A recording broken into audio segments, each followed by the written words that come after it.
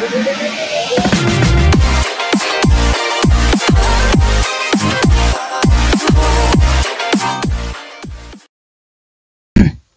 assalamualaikum warahmatullahi wabarakatuh. Di video kali ini kita akan membahas materi statistika sosial sebenarnya ya. Statistika sosial dengan materi kita yang akan kita pelajari hari ini adalah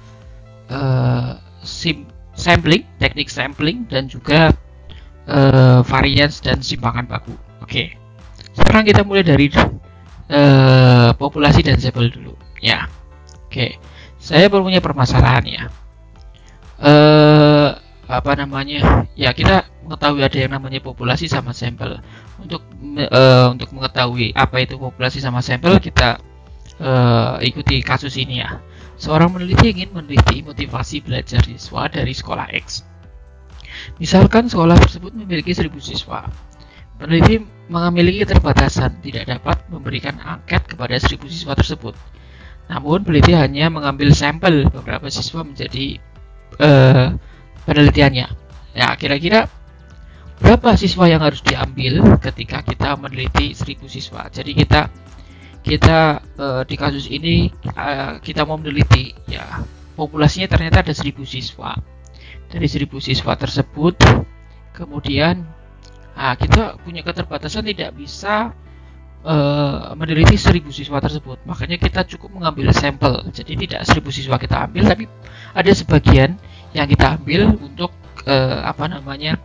kita teliti. Nanti kesimpulan yang ada di sampel itu bisa kita generalisasikan ke arah populasi kita. Jadi misalkan ya, kita coba hitung berapa sampel yang harus kita coba. Untuk menghitung banyaknya sampel, kita menggunakan rumus Lovin ya. Rumus Lovin di sini rumusnya seperti itu: n kecil sama dengan n besar per 1 plus n besar kali e kuadrat, di mana e itu adalah margin of error. N kecil itu banyaknya sampel, kemudian n besar itu adalah banyaknya populasi. Oke, misalkan kita akan dari kasus tadi ya, ada populasinya 1000 siswa, kita akan mengambil sampel dengan margin of error 5%. Maka untuk mengambil margin of error 5%, maka kita gunakan rumus ini ya. 5% itu adalah berarti E-nya itu sama dengan 0,05 ya. Nah, N kecil masukkan ke rumus tersebut, maka sama dengan 1000 per 1 plus 1000 kali X kali 0,05 kuadrat. 0,05 kuadrat kita peroleh 0,025. Maka 1000 dikali 0,025 adalah 2,5. 1000 dibagi dengan 1 plus 2,5 berarti sama dengan 1000 dibagi 3,5. Artinya 1000 dibagi 3,5 itu 286 siswa. Sebenarnya 285, kayaknya kalau nggak salah. Tapi dibulatkan menjadi 286. Ya. Jadi dari kasus tadi ada 1000 siswa yang mau kita teliti. Ternyata untuk melakukan sampel berarti kita cukup mengambil 286 saja dengan menggunakan rumus Lovin tersebut. Oke, next. Nah, ini tidak usah dipahami, ini untuk yang prodi matematika saja, karena ada prodinya PKI ya, berarti Anda tidak usah memahami ini. Ini asal muasal yang ini adalah asal muasal dari rumus varians. Sekarang kita langsung saja ke sini ya, rumus-rumus varians ya. Intinya adalah minggu lalu kita sudah belajar tentang simpangan rata-rata. Kalau simpangan rata-rata itu punya keterbatasan, yaitu dia kurang akurat ya, intinya seperti itu. Untuk menaksir variasi, maka kita gunakan rumus baru, yaitu rumus varians.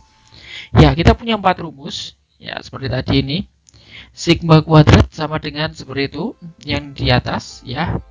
Yang di atas, paling atas itu adalah lambang sigma ya, itu adalah varians untuk populasi. Jadi untuk populasi Anda nanti bisa menggunakannya simbolnya sigma. Kalau untuk sampel simbolnya S ya, untuk rumus variansnya. Ada 4 rumus, silahkan bisa Anda hafalkan atau bisa pahami gitu ya. Perbedaan rumus tersebut ini hanya pada kalau datanya populasi, maka lambangnya sigma ya. Pertama itu lambangnya sigma.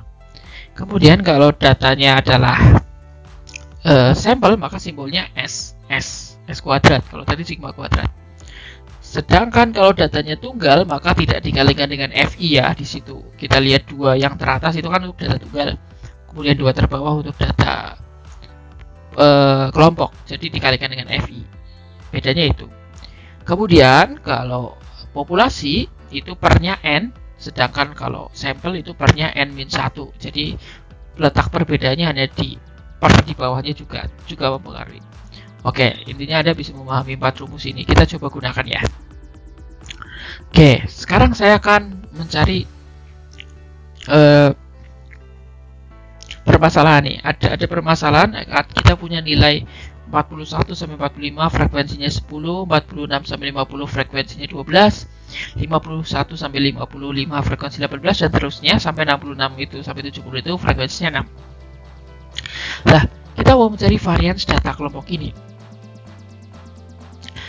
Di atas, di kalimat atas ada petunjuknya bahwa data ini merupakan data sampel. Maka yang akan kita gunakan adalah data dari data sampel. Oke, Anda bisa pause video tersebut, ada back lagi rumusnya tadi. Nanti Anda lihat untuk data varian data sampel itu rumusnya bagaimana. Ya, rumusnya kan seperti ini. Ya, rumusnya adalah yang di bawah seperti ini. Ya, rumusnya adalah yang di bawah seperti ini. Ya, ini adalah rumus varians untuk data sampel. Data sampel kelompok. Nah, berarti kan rumusnya ada FI-nya dan seperti ini. Sama seperti simpangan rata-rata kemarin, kita membutuhkan nilai X bar atau rata-rata.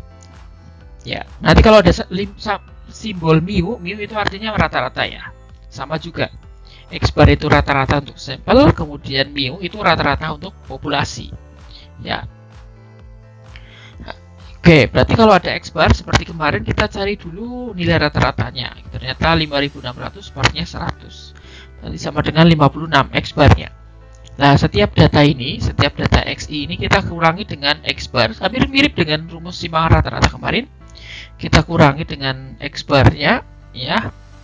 Berarti 43 akan dikurangi 56 kan minus 13. Kemudian kita kuadratkan. Kalau kemarin kita mutlakkan, kalau yang variasi di sini kita kuadratkan jadi 169. Berikutnya 48 kurangi 56 itu kan minus 8 ya. Tapi dikuadratkan jadi 64. Seterusnya sampai 68 dikurangi 56 itu 12. Kita kuadratkan jadi 144. Kemudian setelah dikuadratkan sama seperti simpangan rata-rata kemarin, kita kalikan dengan frekuensinya. Maka kita dapat seperti ini, totalnya seperti ini, kita bagi dengan 4600, kita bagi dengan 99. Kenapa 99? Karena di sini adalah data sampel, maka pernya adalah N-1. Kalau datanya populasi, maka pernya N, pernya 100. Tapi kalau datanya sampel, maka pernya adalah N-1, berarti 99. 4600 dibagi 99 itu adalah sekitar 56. Nah, gitu. Oke, berikutnya. Nah, kemudian berikutnya adalah simpangan baku. Apa itu simpangan baku? Simpangan baku simbolnya adalah sigma dan S. Artinya, ini kuadratnya nggak ada. Berarti sigma itu akar dari sigma kuadrat. Jadi kalau Anda sudah menemukan varians, maka simpangan baku hanya di akar saja. Nanti akan ketemu simpangan baku. Oke, saya punya contoh atau tidak ini. Ini contohnya. Di contoh soal ini, contoh soal yang ini ya. Kita sudah menemukan bahwa S kuadratnya, S kuadratnya itu tadi 46 ya. Oh sorry, tadi bukan 56, tadi salah ketik tadi di sebelah sana ya. Harusnya adalah 46,46 ini. Maka simpangan bakunya itu hanya di akar saja 46,6. Jadi sama dengan 6,81. Oke. Nah, oke, jadi ini ada tugas, silakan Anda bisa kerjakan sebagai latihan, nanti bisa Anda upload di Google Classroom. Ya, carilah simpangan baku dari data kelompok tersebut. Oke, saya beri kata kunci ya untuk bantuan tugas ini. Kalau tidak ada kata populasi atau sampel, maka kita asumsikan saja bahwa data ini adalah populasi ya. Jadi kalau nanti Anda menemukan sebuah soal yang tidak ada penjelasan ini adalah data populasi atau sampel, berarti Anda gunakan rumus data populasi untuk data kelompok gitu ya. Populasi berarti pernya N ya, bukan N-1. Kalau datanya nggak jelas seperti ini, ya kita anggap saja ini adalah data populasi, pernya nanti N. Oke, itu saja yang bisa saya berikan tentang materi statistika sosial ini, yaitu teknik sampling, variance dan simpangan baku. Ini juga bisa untuk latihan soal. Silakan Anda bisa kerjakan. Kemudian bisa diupload di Google Classroom. Oke, kalau mungkin Anda bukan penonton, bukan mahasiswa saya, Anda bisa, kalau Anda tonton video ini, silakan kalau Anda suka ya bisa klik like ya, dan jangan lupa di share, bagikan ke orang yang banyak. Dan kalau Anda punya pertanyaan bisa taruh di kolom komentar bawah ini. Oke, terima kasih. Assalamualaikum warahmatullahi wabarakatuh.